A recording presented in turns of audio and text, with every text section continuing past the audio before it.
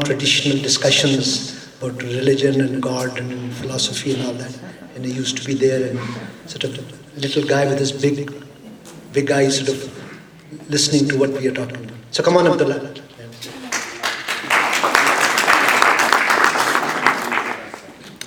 Hello everybody.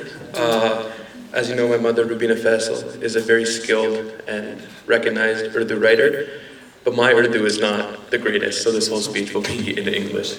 But so I want to start by thanking you all for coming.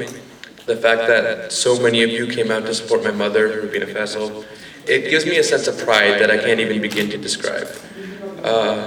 Growing up, I always knew my mom was constantly trying to make us happy and give us unconditional love, even when we didn't deserve it. She was always putting us first, but being a mother like that gives your kids everything. I think that's a full-time job. That's why when I started to grow up and see these other things that she did, it blew my mind. She would work so hard on these columns, poems, short stories, and novels that you would think she was a full-time writer, but she wasn't. She was also raising 4 kids and gave us more love than we ever needed.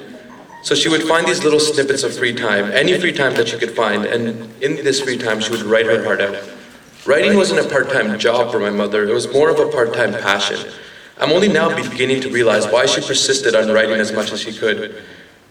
When raising 4 kids would tire any normal person out, my mother also had a desire to tell her stories. Stories about our South Asian community that she needed to tell, voices she needed to shine some light on, and perspectives that we needed to see. This was a burning desire that she had to fulfill. To her, this was her calling. She's brilliant at what she does, and it makes me so happy that so many of you continue to consistently support her.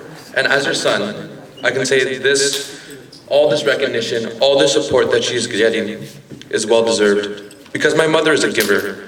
To me, she's given me loads of love, happiness, and inspiration, and I can't begin to thank her enough for that.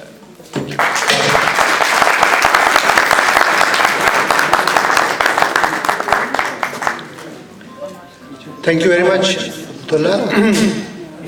Short and sweet and to the point, and I think you call it succinct. And that is, I think, even for a short story writer, to be short and say in a few words.